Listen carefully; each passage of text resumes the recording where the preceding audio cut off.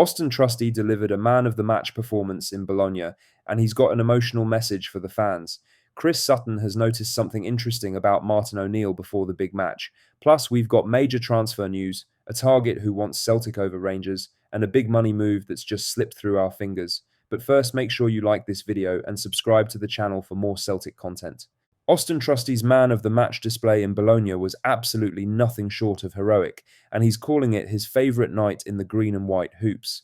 Frozen out under Brendan Rodgers and astonishingly left behind Dane Murray at times, even during an injury crisis, the American international has proven his worth tenfold since Martin O'Neill's return.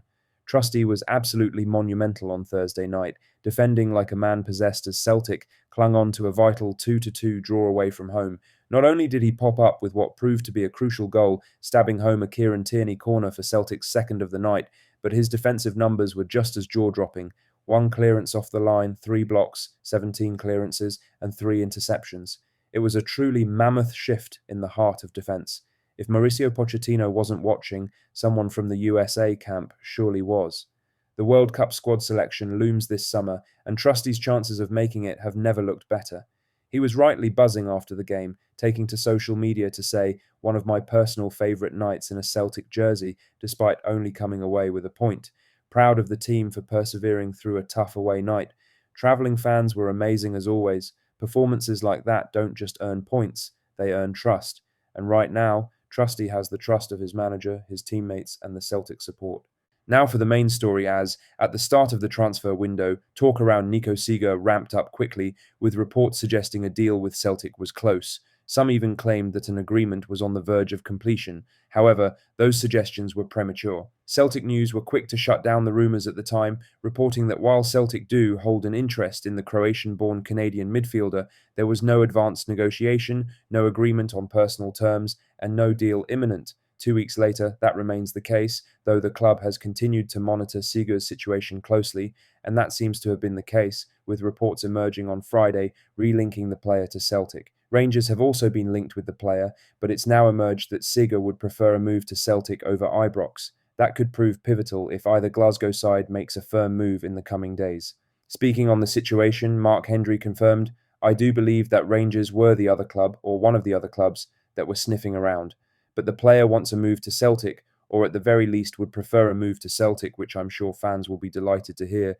It's just now about the hierarchy getting around the table with the representation or Hajduk split contacts that they've got and trying to get something done. He's definitely one to keep an eye on. Seeger remains a player Celtic are watching, but for now, interest hasn't yet turned into action. Celtic have just a week left of the January transfer window once this weekend is over. It is extended past the 31st of the month, as has been the case over the past few years. The window in Scotland closes on Monday, 2nd of February at 11 p.m. By that time, Celtic will hopefully have at least 3 new faces to add to the 2 already signed. In other news, Celtic's reported interest in Yasser Asprilla has come to a clear end after Fabrizio Romano confirmed the winger is heading to Galatasaray. The update brings clarity to a situation that had quietly developed over recent days as Celtic explored wide options late in the window. What once looked like a competitive race has now been decisively settled. Asprilla had been on Celtic's radar as the club looked to address a shortage out wide. Injuries and form issues have narrowed options in the forward areas, forcing the recruitment team to explore loan solutions with quality attached. Girona's willingness to consider a temporary exit made Asprilla an appealing target. Despite that interest, Celtic were never alone in their pursuit. Clubs across several leagues had made approaches, and it was always clear that any move would depend on both speed and financial flexibility. That wider demand has now shaped the outcome. Galatasaray have moved fastest and most decisively. Their agreement with Girona brings the situation to a close and removes one more name from Celtic's shortlist at a crucial stage of the window. Fabrizio Romano tweeted, "Yasser Asprilla to Galatasaray, here we go. Verbal agreement in place with Girona. Initial loan deal with obligation to buy clause linked to a number of appearances. Potential final fee would be 23 million euros. Asprilla accepted all terms. Done deal. The structure of the deal underlines why Celtic were likely to face difficulty. An initial loan with an obligation to buy tied to appearances creates a pathway to a permanent transfer without immediate full payment. A potential final fee of 23 million euros places the deal well beyond what Celtic would usually commit to mid-season.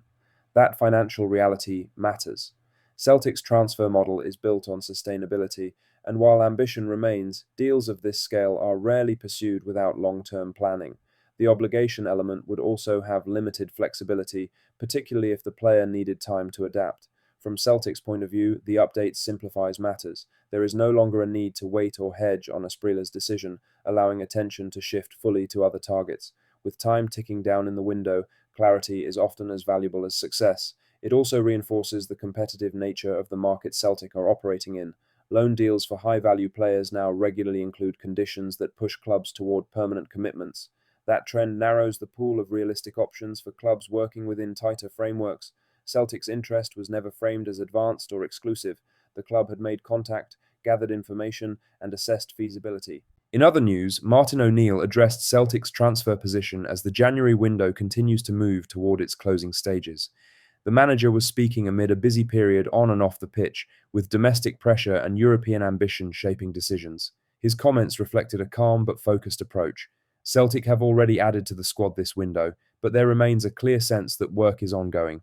Injuries and recent setbacks have tested depth in key areas, increasing scrutiny on recruitment plans. Supporters are watching closely as time becomes more limited. The context around O'Neill's words is important. Celtic are balancing short-term needs with longer-term planning, while also navigating the realities of the market. Deals late in January often require patience and compromise. Against that backdrop, O'Neill kept his message simple and measured. He offered reassurance without making promises, stressing effort and intent rather than guarantees. The focus remains on improvement and response. He said, "We're still working on things." It's the usual answer, I suppose, but we are. We're still working on them, and we're hopeful. Well, I think we'll always try and improve. I think that it's how we recover from setbacks as much as anything else. O'Neill's words underline a familiar theme during transfer windows at Celtic. The club rarely rushes decisions, even when pressure builds from outside. That approach has drawn mixed reactions in the past, but it remains central to how the club operates. Lastly, Chris Sutton picked up on a noticeable change in Martin O'Neill's demeanour ahead of Celtic's Europa League clash with Bologna. As 3,000 Celtic fans were over in Italy, digging into the Bolognese and sipping their beer, Chris Sutton tuned into Martin O'Neill's press conference on Wednesday night. The usually sharp and witty interim boss was more subdued than normal during his pre-match press conference, something Sutton felt reflected the manager's growing frustration with the club's slow-moving transfer window. Writing in the Daily Record, Sutton said, "I did notice some of the one-liners had disappeared as he addressed the media prior to the match in Italy, which may tell you a story of its own over how he's feeling about the slug-like transfer business.